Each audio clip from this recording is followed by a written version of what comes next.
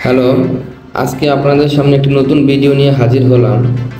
তো আজকের ভিডিওতে আমি দেখাবো যে দারাজ থেকে কিভাবে অর্ডার করতে হয়, কিভাবে দারাজে আপনার অ্যাড্রেস সেট করতে হয়। তো আপনাদের মধ্যে অনেকেই আছে যারা নতুন, এই বিষয়গুলো জানেন না, এই ভিডিওটি। তো প্রথমে আমরা প্লে স্টোরে চলে যাব।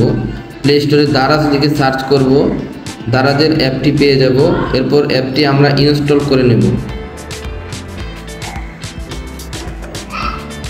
তো অ্যাপটি ইনস্টল করার পর আমরা ওপেন করে নেব।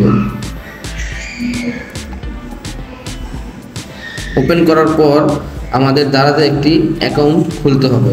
তো আমরা যারা আগে অ্যাকাউন্ট খুলে রেখেছি তাদের লগ ইন করতে হবে, আর যারা এর পূর্বে অ্যাকাউন্ট করা নাই দারাজে তাদেরকে নতুনভাবে অ্যাকাউন্ট করে নিতে হবে। এই জন্য আমরা অ্যাকাউন্ট থেকে লগ ইন অপশনে চলে যাব। লগ ইন অপশনে যাওয়ার পর এখানে আমরা জিমেইল, ফেসবুক অথবা ইমেলের মাধ্যমে অথবা ফোন নাম্বারের মাধ্যমে লগ ইন করে নেব।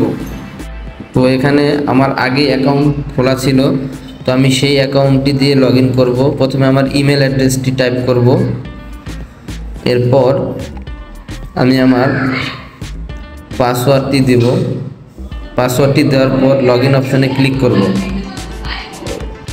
লগ ইন অপশানে ক্লিক করার পর আমাদের আইডিটা লগ ইন হয়ে যাবে। লগ ইন হওয়ার পর এমন একটা ইন্টারফেস চলে আসবে।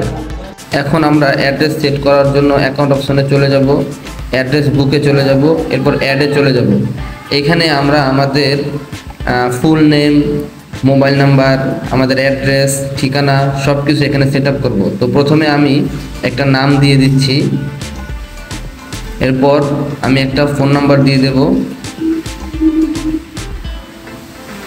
আমি সুবিধার্থে একটা আননোন নাম্বার দিয়ে দিচ্ছি।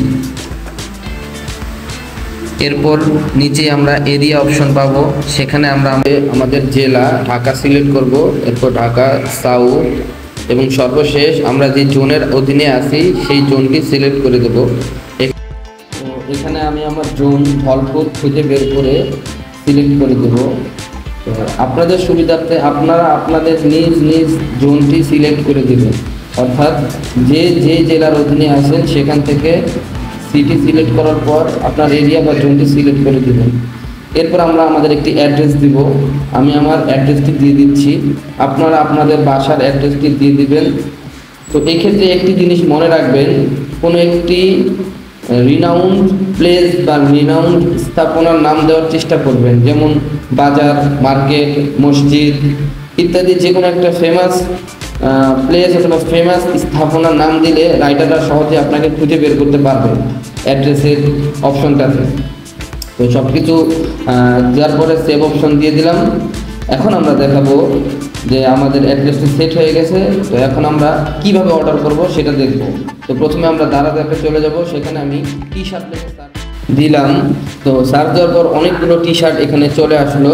তো আমি আমার পছন্দের মতো টি শার্টটি সিলেক্ট করব এবং এটার সম্পর্কে একটু বিস্তারিত জেনে নেব। এটার প্রাইস, একটু নিচে স্ক্রল করলে এটার রিভিউসগুলা এবং এটার যে ভাউচার অপশন, সেখানে কি ধরনের ভাউচার আছে সেগুলো একটু দেখে নেব। ফ্রি শিপিং ভাউচার, অন্যান্য ভাউচার থাকলে কালেক্ট করে নেব আমরা ভাউচারগুলো। এরপর আমরা একটু নিচে দেখব যে বাই নাও অপশন আছে।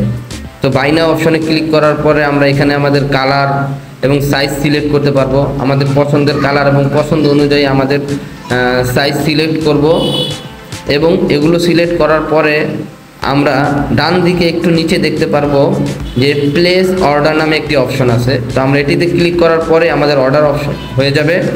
এরপর আমরা বিকাশ, রকেট, নগদ, কার্ড অথবা ক্যাশ অন ডেলিভারি যে কোনো সিস্টেমে আমরা পেমেন্টটি করে ফেলতে পারবো। তো এভাবে করার পরে আমাদের অর্ডার প্রক্রিয়াটি সম্পন্ন হয়ে যাবে।